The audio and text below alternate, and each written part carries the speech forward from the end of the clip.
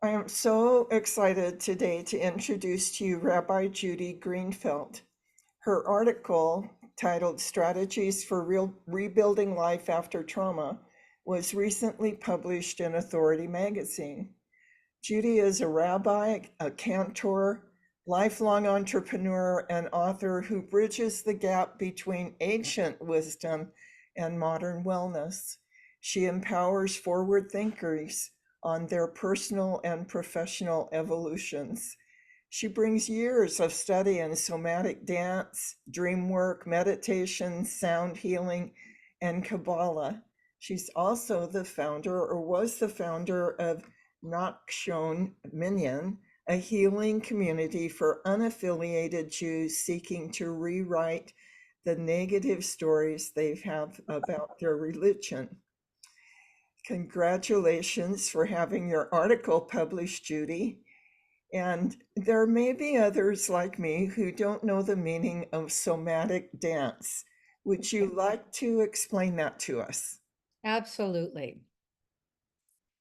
In After the experience of trauma, and I really went towards this after my divorce, which I was married for 30 years, which was very traumatic. I did not expect um, for that to happen.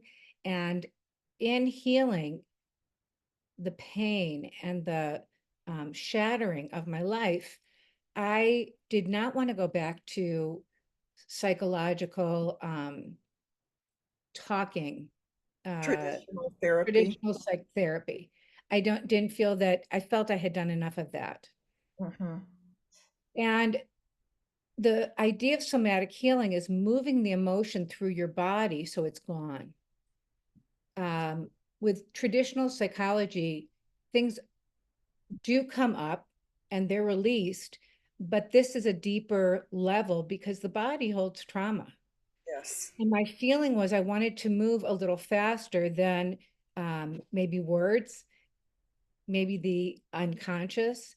Uh-huh. And it dealt with a lot of breath work Okay. and as a start, and finding that place in your body where the emotion sits and breathing through, giving space for it, but breathing through it and then moving through it so that your body has an opportunity to start with breath, which is also connected. They don't talk about it so much to your soul, and then to move it through your body and then to talk about it. Okay. It combines all of that. And to other people, it might look strange because it's not the kind of dance that is disciplined. I grew up with the disciplined kind of dance, which is ballet bar and dance steps. And this is just freedom and something that can be scary for people to experience because it they're not used to doing it. I'm a little more comfortable doing it. And I know that it freed my emotions a little bit faster and also help me to not hang on and make that my job to understand the emotions and mentally talk myself out of it or through it. Yeah. So often when we try to talk ourselves out of it, it's called a spiritual bypass, right? Where Yeah, you it's get so still, smart. Yeah, you get so smart about it. Well, yeah, but did it move? yeah, is it gone? And is it somehow related to the practice of Kabbalah? So the movement isn't directly connected to Kabbalah. I think Kabbalah goes an extra step. To me, and the way that it's pronounced also in Hebrew, it's Kabbalah, which means to receive. And you're not wrong because it's both. Um, but Kabbalah is more mystical. And I think that I connected to the mysticism through dream work and also maybe a little bit of therapy of acknowledging what's not seen, the Mhm. unseen. Buckminster Fuller said that the greatest contribution was of Freud because he gave rise to the unseen Yeah. world. And so I see Kabbalah as energy work. And it almost looks molecular. I mean, I think it verges on being scientific because it's a glance at what the soul looks like, which is energy. It Yes. is acknowledging that there are levels of understanding, and we have the human level, maybe the psychological, but then we have a spiritual level that doesn't always have words. I think people have gotten better at using words to describe it, or it's not super accurate. But Kabbalah does merge into character traits and emotions, but pulls them to a higher level. Like, how can we clear away the crud and get to the pure essence of balance in ourselves? And it's very similar to chakras. It looks a lot like chakra points, but these points actually make triangles in your Okay. body. And Okay. it's a very cool system to also process emotion, um, and perhaps see it as soul work. I love that. I believe we are spiritual beings as well as physical, emotional, mental beings. I love the work that takes all that into consideration. Yeah. You wrote about the healing from the trauma. Do you mind sharing about the murder of your father and how No, that set you on the course of your life, you said? yeah, I think tragedy is something that you can't worry about or have anxiety about. It just kind of sideswipes you. I was 16 at the time. The last thing that I ever expected was a trauma like that, you know. Mhm. And I think that in a lot of ways, the community kind of cocooned my family because it was so, my father was well known in Ohio, Gilbert Savransky. He was a lawyer. And that cocooning of people around me and so much love, and also the practices of Judaism, which are very honoring of taking care of and comforting the mourner, Mhm. helped so much. I also am the youngest in a family of five. So we all went through the experience and really, helped each other. Yes. Now, that trauma, and my mother was there. I mean, he was shot. They were on their way home from watching a play in downtown Cleveland. Mm. And I think after that, my whole life shifted. I never looked at life the same way. I actually envied people who had that innocence. Mine was Right. taken away. And I also experienced something on the airplane. I was out of town at the time, and I experienced something that I'll never forget. And that was, I was up in the airplane and I looked out the window, and it seems heavenly out there.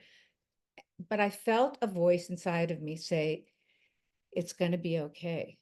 Mm. I felt my whole body drop, and I really felt this voice penetrate, vibrate in me to say, it's going to be okay. Mhm. And I never forgot that. Mhm. And I think that I've worked in my life, I never really talked about it, to develop that feeling again, where you really trust, and it's almost visceral, where you begin to trust your instincts and your intuitions, especially women, where life becomes okay again. Yes. Where you can trust the process of life, whatever it brings. Yeah, because it's very scary. I was just recently in Peru, in those beautiful mountains. Along with my Judaism, I feel every year is kind of time for pilgrimage. And I have gone with a group of healers to Egypt and to Bali. And this year we went to Machu Picchu. Now, I, for many years, just went to Israel every summer, and I love Israel and I want to go back there. Right now, it's kind of a dangerous time, but I'm fascinated with these ancient and the connection between all of these ancient civilizations. Mhm. So we did a lot of ceremony, and with the last family members, the last few shamans of the Inca tribe. And one of the things that we did was called a soul retrieval. And that's where you have been traumatized in Mm. all different ways, and you leave a little of yourself still back there. And Yes. for your listeners, if you have the feeling of um, not feeling whole, or having that thought go around in your head, or it's just like a memory, pay attention to it, Hmm. because it's telling you that you left a part of yourself out there. And it's time to take that soul part of you back and nurture it and love it and reattach it, if that makes sense to It anybody. makes perfect sense to me. I've done some of that work myself. Um, you mentioned that trauma of losing your father in such a violent way, or losing him in any way at all, that it caused you to question your faith, which I think happens to a lot of us when we go through a major loss like that. Like, why is Absolutely. this happening to me? For me, it was having to accept that some of life was out of my control. What was it like for you when you had to face the loss of, at least partially or for a period of time, the faith that had been such an integral part of your childhood? Well, and it came from my father. It was really something that he felt deeply. He was connected to Zionism, which is to make sure and to support the state of Israel, because it was, in his lifetime. Mm-hmm. I was angry at God. Yeah. I was very angry at God. How could that happen, or be allowed to happen to somebody who was faithful?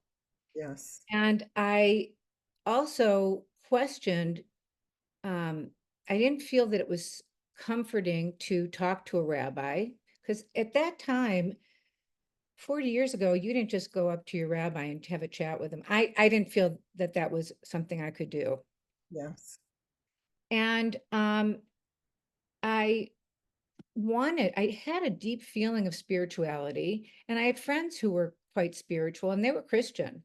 And they kind of pushed me into finding different answers, whether it was in Buddhism or psychology at the time, and I love Buddhism and the philosophies, and um, in yoga and in Kundalini and in um, different modes of healing, and also dream work. I worked with Dr. Connie Kaplan for almost 30 years, learning about dream work and what the other side of you is communicating to you.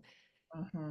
And Judaism seemed very old and inaccessible to me as far as comforting and being philosophical. It just felt the type of Judaism I grew up with, which is from the conservative movement, was not helpful. Okay. And going to temple was painful Yeah. because I'd remember him. Yes. And having Jewish holidays was painful because there was that empty seat. And we would talk about it, but it was just sad. Yes. And I'm glad for that time, because I think that everybody, and especially your listeners, has their own timing.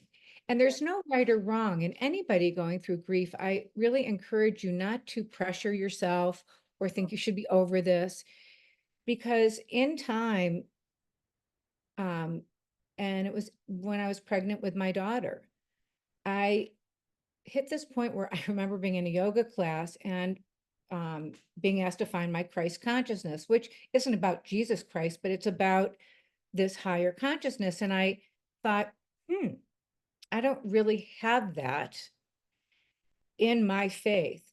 And Mm. there's one thing we have no control over, and that's what we're born into, right? I mean, we are born into certain faiths and Right. color and diversity and all kinds of things. And so something hit me that said, you need to find out why you were born into Judaism, and if Mm-hmm. Judaism has any of these things connected to it, and then you can decide what you don't like in Judaism, Yeah. and change if that's what you want. But you first in order to truly connect to your identity and know who you are, this was an important piece. And as I started to go back, I happened to have met a lot of rabbis who were at that time studying about mysticism and about Kabbalah when it wasn't in vogue, right? But it talked about this other dimension of Judaism that I resonated with. And that brought me back Yes. because there came a time where all of that was beautiful and I agreed with it. But I also thought, well, if you can't incorporate it into your everyday life or into the scriptures, then how do you use it? And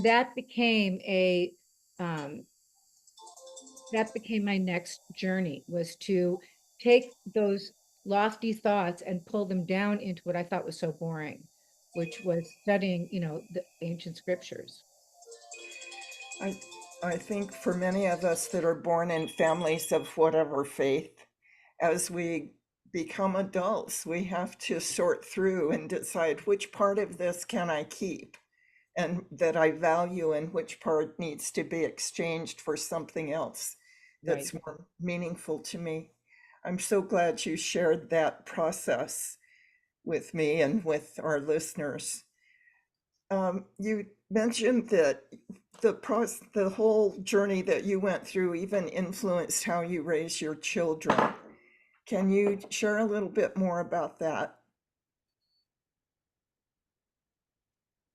Raising children is difficult. It is just such a challenge because every generation needs something different. And the one thing I didn't want to do was force my children into a religion that didn't make sense to them. Now, there happen to have been Jewish schools that my ex-husband and I helped found. And what I liked about them was they did bring in the everyday. And it wasn't a supplementary school after school that I had to take them to, that they were that they'd be tired and that they'd cry. And I wanted it integrated into the regular school world. And I found that helpful. However, they didn't resonate. They know who they are, but I don't think spiritually that kind of learning did its job. And maybe it's an age thing as well, because even as an educator at my synagogue, there is an age appropriateness to spirituality. Yes. And you can't,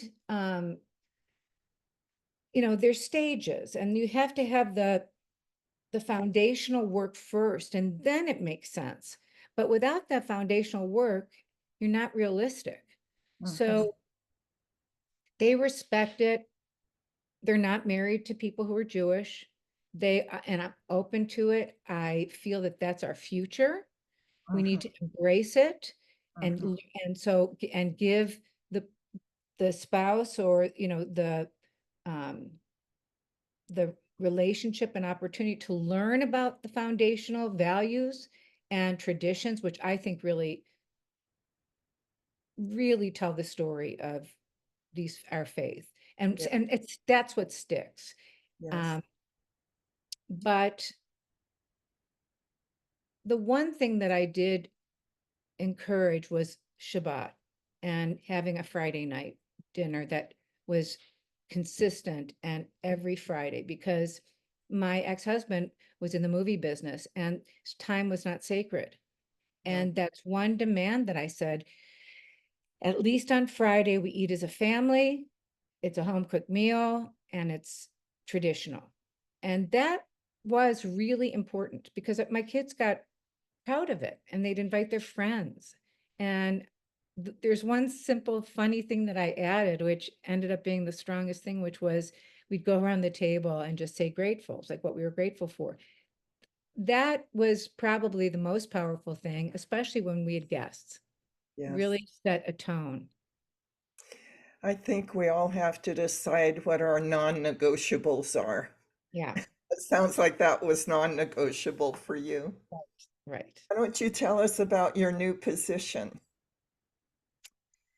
I'm very excited. I just moved to Fort Worth, Texas. I've been in Los Angeles for since 1984, long time. And I still have a place there, and my children are there. So I will always be able to have maybe two homes.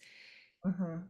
This position came out of the blue. And I think sometimes those opportunities are callings, and Yes. that they're signs to pay attention to. My other half at this point is a cantor at a synagogue, a conservative synagogue. And last year I had the opportunity to teach spirituality and the calendar of the spirituality of time and the sacredness of the calendar year to his community, and also kind of feel out Fort Worth, Texas. And I met all kinds of people, and there was a synagogue in Colleyville that was interested in um, wondering if I wanted to be their rabbi. They had gone through a tragedy, a hostage situation, where four of the congregants were held up, and it was a very scary situation. And um, there was a loss of a life of the perpetrator, and it created two things. One was a community, because they're surrounded by a Christian community that came in to help them. Uh-huh. But people of the Jewish community became afraid, especially with so much anti-Semitism going on right now. So they had interim rabbis because their rabbi left, and they yearned to have some stability. Mhm. So when they saw that I was coming and going, first of all, I'm the first woman in Fort Worth who's a rabbi and a cantor. That's number one. Such But an number right, right. And I'm the real thing. I mean, I went to 16 years of seminary. So you know that I love to learn, and I wanted to be authentic. The other thing is I felt a calling, because since I've gone through trauma, I felt that I could be very sensitive to their needs, because they're still experiencing, the echo, or the after effects, which are the hardest of trauma, because you want it to be over, and it isn't. yeah. Um, so they're a reform movement. They're very open. They have a lot of diversity. They embrace so much of the things that I embrace, like bringing the unaffiliated back. Um, and they are yearning to learn, and I love teaching. And Mhm. so I accepted the position. I'm starting this week. Good. And yeah, and I didn't think I would accept another position. I was ready to go off on my own and do podcasts, and this came up, and this is what life shows you, is that when you think it's over, it's not over. There's somebody else that may need you, um, and be able to grow from what you have to offer. Well, congratulations for the invitation and for your sense of being called. Anyone who's watching this video who wants to connect with Rabbi Judy Greenfield can go to Instagram at Rabbi Cantor Judy G, or listen to her podcast called Rabbi Judy Greenfield Interviews. So thank you so much for spending time with me today. It's such a privilege to get to know you, and I love meeting you face to face, so to speak. Absolutely. And my website also, www.rabbicantorjudy.org. Don't put the G in, just go .org, will also give you information. And I have a free consultation for anybody who, maybe wants to talk about their path, or join my classes, which I would love for you to do. Thank you. I'm so glad you added that way of meeting. And again, thank you for being with me today. Such a privilege. Such a pleasure and privilege, Nancy. I really find you, we're walking the same path, and it's so nice to know you. Well, I guess that's one reason why I love all the different uh, teaching traditions that you have incorporated into your journey. Thank you. Thank you again, and I'll hope to meet you again.